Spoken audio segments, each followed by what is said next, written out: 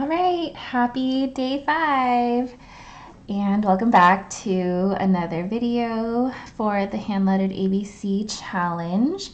We will be doing letter E and I'm super excited to be hopping on live. Not too bad, it's about a little after 9 p.m. here in California. So wherever you are tuning in, I'm so glad for you to be here.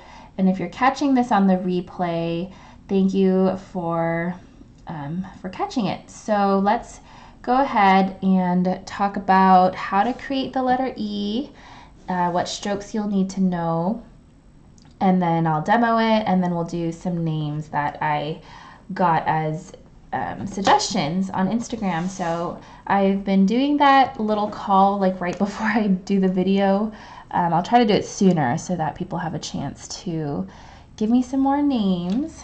But otherwise, let's just dive right in. So for starters, I always do lowercase first. So let's go ahead and do that. I was just practicing up here earlier because E's are pretty tricky, at least the capital one. Okay, so you'll notice a trend with our first couple of strokes. Our first few letters. We all started off with an entrance stroke. And then there's two ways to do the E, the lowercase e. You can start in the middle of the waistline and baseline, what we call the X height. You can start here in the middle and do your standard E. And when I say standard, you can think of like a print version where you start here in the middle and you come around and up. Or, which I've been actually really liking lately, I do an entrance stroke first, then I start up at the waistline, and then I immediately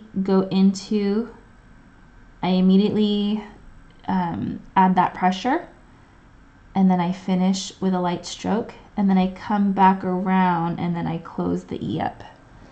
Okay, so I've been kind of liking that lately, so let's do it again. And then I'll even go one more step further and break it down right here where the stroke hits the baseline. So here I go out of order again, sorry. Let's do this in strokes. So entrance stroke, then you would have the beginning of a backwards oval, finish with an exit stroke, and then come back around to close that up. So these here, this plus this plus this equals entrance stroke. Okay, and then to further analyze this stroke, this letter, you want this thick portion on your slant line. Okay, remember this is our slant line here, and we want all the shades to fall on that line. Okay, so let's do the uppercase E. Now, let me first show you how I've been practicing up here. I take a pencil and I locate one of my slant lines, and then I put a smaller circle up above, sort of in between the first and second ascender here, and I just guess the size. I don't really measure it, but about here. And then pretending that that slant line is skewering it's like a skewer, like it's piercing the circle straight down. Then I try to align a second circle that's a little bit bigger, a little bit more oval shaped down below. So see how it forms this snowman that's a little bit on the slant here. Okay, it's not completely upright. And then the first one's a little bit smaller than the second one. And then I use that as a guide to then place my strokes here and here. Okay, and then you can finish up with a light stroke and then come back around with barely a light stroke. So see how I do that? Let me pull you in even closer. The hard part with this is you can see it's kind of hard to see with all my pencil marks. So what that looks like, let's do it a little bit lighter. I won't do it so dark here. Okay, so it's about here. And I'm still practicing my proportions, I sort of stick to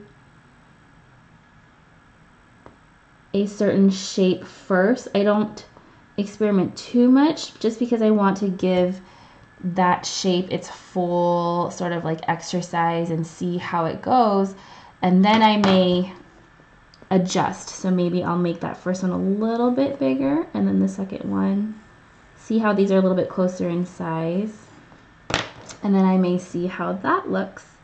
But already I can tell this is a little bit too wide. I don't want my E to be too wide, because if I'm going to put this next to a name, then I'm kind of setting myself up for a very wide rhythm. So you'll want to keep that consistency there, okay? So I just want to pop in the chat and see who's on. Hi, Darshana, Anna, and Raj, and Justin. I'm so glad to see you guys. It's like we're just hanging out every day of the challenge, so pretty cool. Okay, and then something fun that I've been seeing a couple of calligraphy friends do is adding that flourish after here. And you want to be careful to not overpower the letter. You just want to add some delicate touches. Okay, so after finishing here, you may want to flourish the bottom. Okay, and one of my favorite connections from this E here, I'm going to go ahead and do one of the names that I got. I wrote them down over here. Okay, let's do Eunice. Then you would go into the name here. So see how I used the bottom of that flourish to then connect into the lowercase letter. So in this instance, you would connect that to that next letter. But in other examples, let's see, for this E here, if I finish inside of that oval here, then I would just start the next letter outside of that. Okay, so I have Eloise.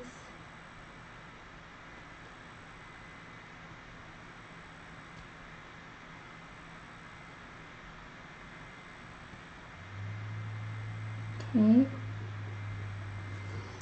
And then let's do a few more. Do you guys have any E names in the chat? I have a list here, just I came prepared, so I'll just keep writing those and then I'll peek over and see if you guys have any requests. So remember, we want to keep our downstrokes.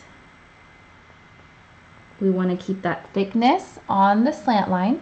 Okay, let's do, okay, this one's tricky because it's a letter Z, and the Z is a little challenging to connect to. Is Z, yeah.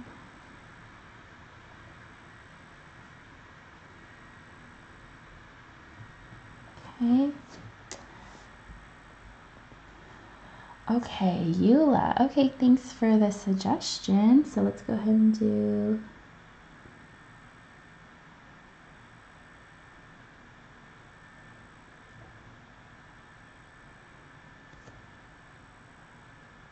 so on this U, I'm not connecting it because I completed the E inside that oval. Okay. All right. Let's do 2 more names. And while I'm doing these names, if you're enjoying these videos, if you're watching this on the replay, I love asking you guys to share with me your Instagram names if you are participating in the challenge, so I can check out your work. Or I'd love if you'd let me know what you think of these videos. Are they long enough? Could they be longer? Are you getting something out of it? Is there something you'd like me to add or change?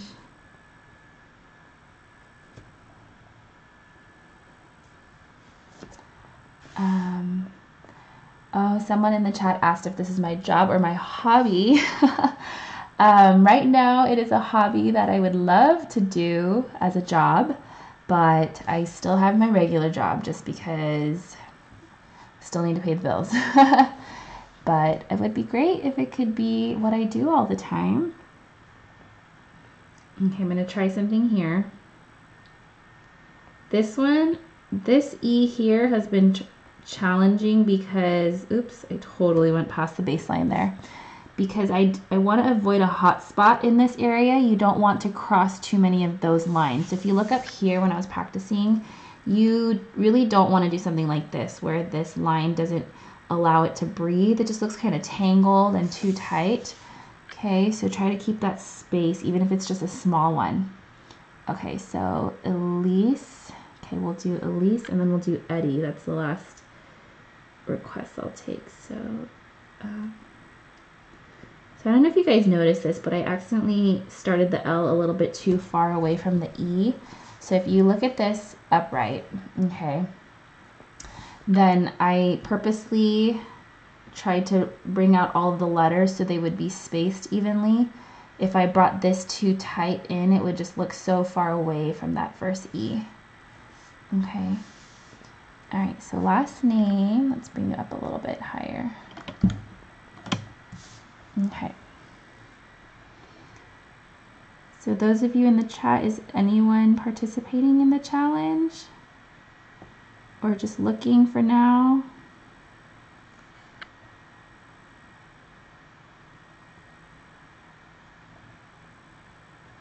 I'm glad these E names also had lowercase e's in them because it helps us to practice that as well.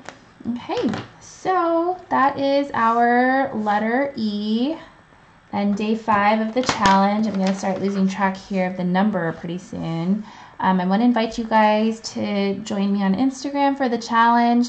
And if you're watching on the replay, you can always do the challenge on your own. Remember, the goal here is not perfection or to be cranking out letters just for the sake of it, but it's really to have a mindful practice and just have a reason to show up every day. And sometimes we need that push to get better. And so this is a fun little challenge, just A through Z. And remember, as a reminder, you don't have to do this style of calligraphy. You don't even have to use a brush pen. It's called hand-lettered for a reason. It's just as long as you're creating the letters by hand, you can use anything. And so it's really fun to see the work of other people out there. So come check us out. And otherwise, I'll see you tomorrow for the next letter, letter F. And I will be taking name requests on Instagram, so be sure to hop over when I do that call. And I'll see you tomorrow, guys. So thanks for tuning in. Have a good night. And I will leave links down below to the tools I used. I see some questions in the chat about supplies and what to use. So I'll try to add links down below to some good resources. And I hope that's helpful. Let me know what other questions you guys have in comments. This video will be up as a replay, and then you can just replay it from there. Okay, guys, I gotta go. I will see you tomorrow. Bye.